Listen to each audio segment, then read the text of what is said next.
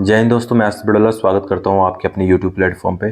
तो Donald Trump की तरफ से एक बहुत बड़ा बयान आता है जिसमें वो कह रहे हैं कि जो ईरान है उसकी न्यूक्लियर फैसिलिटी को डिस्ट्रॉय करने का टाइम आ चुका है। जो ईरान में ऑयल रिजर्व है उन सभी को डिस्ट्रॉय कर देना चाहिए। और ईरान एक न्यूक्लियर कंट्री है। तो ये कह रहे हैं जो कि प्रेसिडेंट की चुनाव लड़ रहे हैं, अगर हो सकता है डोनाल्ड ट्रंप इस बार जो है अगर यूएसए के प्रेसिडेंट बन जाते हैं तो उसी दिन से ईरान के जो है बहुत बुरे दिन शुरू हो जाएंगे। और यही एक रीज़न है कि ईरान जो है अभी वेट एंड वॉच की सिचुएशन में है। वो इसराइल के साथ वार स्टार्ट नहीं करना चाहता है, क्योंकि ईरान को भी पता है कि मैं इसराइल को किसी न किसी तरह से हैंडल कर लूँगा, लेकिन ईरान जो है इस लायक नहीं है कि यूएसए को हैंडल कर ले।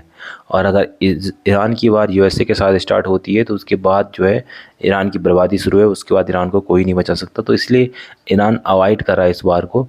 और ईरान में भी आज की डेट में दो फ्रिक्शन में, वहाँ के जो इंटरनल जो पॉलिटिक्स है उसमें दो फ्रिक्शन में डिवाइड हो रखा है खुद ईरान भी।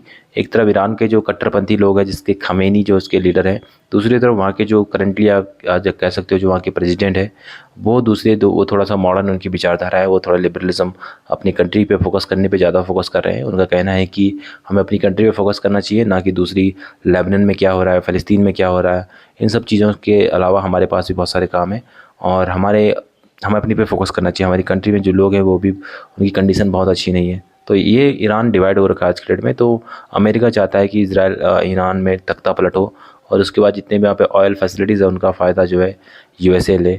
तो ये सब यूएसए की प्लानिंग है। डोनाल्ड ट्रंप भी वही करने की कोशिश कर रहे हैं। और 2016 में जब डोनाल्ड ट्रंप यूएसए के प्रेसिडेंट बने थे तो उससे पहले जो है बराक ओबामा एक डील करके गए थे, न्यूक्लियर डील ईरान के साथ। लेकिन जैसे ही डोनाल्ड ट्रंप जो प्रेसिडेंट बनते हैं यूएसए के, उन्होंने सारे के सारे डील को ब्रेक करके अपने सारे के सारे डील ब्रेक करने के बाद सैंक्शन लगा दिए ईरान के ऊपर। तो तब से ईरान भी ट्रस्ट नहीं कर पा रहा है यूएसए के ऊपर। तो यूएसए में पॉलिटिक्स है, दो पॉलिटिकल पार्टीज़ है, टाइम टू टाइम उनकी पॉलिसीज़ चेंज होती रहती है, कंट्री टू कंट्री उनकी पॉलिसीज़ चेंज होती रहती है। तो ये प्रॉब्लम है